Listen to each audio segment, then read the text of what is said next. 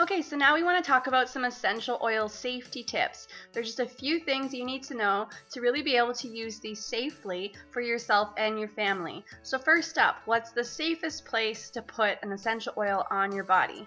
Do you have any guesses? I'll give you a hint, it's not your eyes.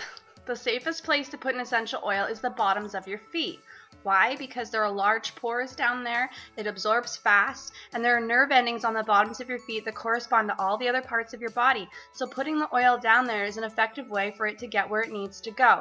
It's also not sensitive down there, and so a hotter oil won't bother you the way it would on another part of your body. So if you're not sure where to put the oil, go on the bottoms of your feet. It's a safe bet and it'll work good. It's also really good practice with children because you can put it on the bottoms of their feet, put their socks on, and they're not going to touch it and get it in their eyes by accident. So on that note, what happens when an essential oil gets in your eye? Don't panic. It stings a little bit when it gets in your eye, depending on the oil you got in there. Most commonly what happens is people are putting the oil on their hands and they do this, and then they forget that it's on their fingers and they do one of these. And if that happens, you could feel some stinging in your eye. And that's because the oil absorbs very fast in your eye socket in here. So what you want to do is slow the absorption rate of the oil by using a fatty oil. So go grab your olive oil, your coconut oil, whatever you have, and just get that in your eye and it'll slow down the absorption rate and you won't feel the discomfort anymore. Do not use water. Water increases the absorption rate. It will sting more if you use water to wash out your eye. You also don't want to pour essential oil into your ear. Doing one of these is a very bad idea. It will hurt your eardrum.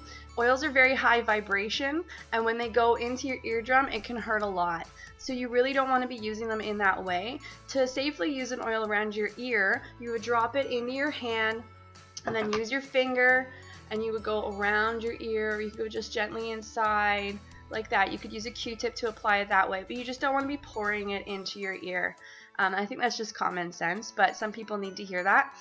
And then also you want to watch other sensitive parts of your body. So if you experience any discomfort because you've got an essential oil on a sensitive area of your body, or maybe it was skin that you didn't think was sensitive, but apparently it is, again, just use your carrier oil. It's really simple, and it'll stop the discomfort really quickly. We always tell people to start low and slow, low on your body and in small amounts. So you want to go bottoms of the feet and let your body adjust, especially if you know you have a lot going on with your health. Maybe you're on a lot of meds or you've got a lot of health problems. Your body might be like, whoa, what is this new stuff? So just go slow and low on your body so that your body can adjust, and then you can kind of increase and try it in different ways. So if you feel any kind of reaction with the oils, you get a detox rash on your skin, then you can back off and go on the bottoms of your feet so your body can adjust to that oil. And it's really simple that way.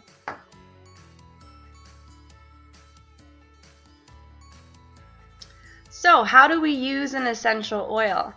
There are two ways that you can use an essential oil. The first is aromatically, so you can inhale the essential oil.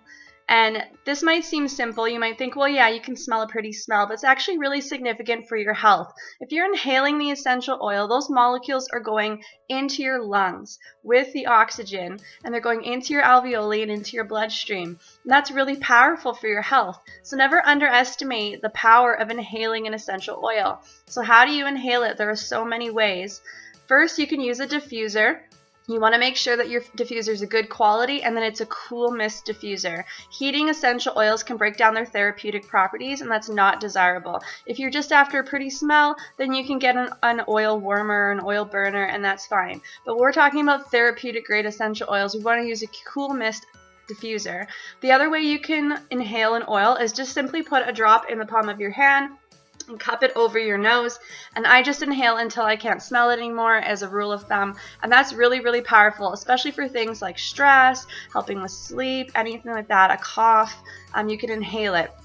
Another thing you can do is add a drop to a bowl of hot water, towel over the head, and breathe in that way. If you have seasonal allergies or any coughs, colds, things like that, where you want some relief, that's a really good way to do it. You can also combine them with Epsom salts and get them in the bath.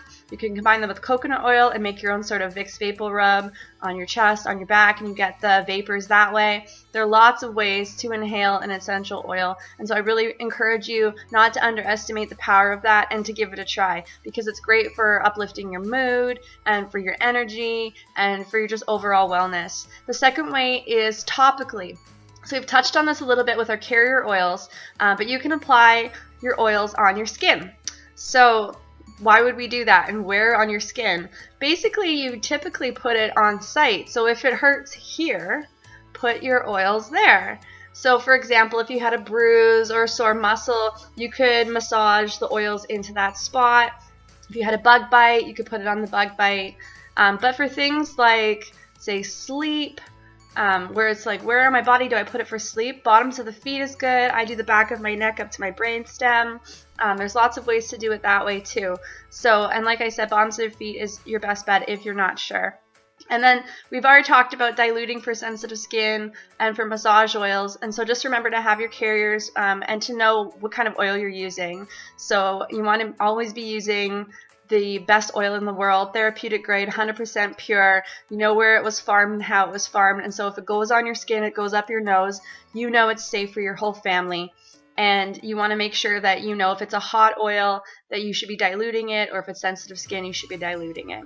And that's really the basics of oil usage on your body. There are also other ways you can use them to make your own home products, which we'll talk about a little later.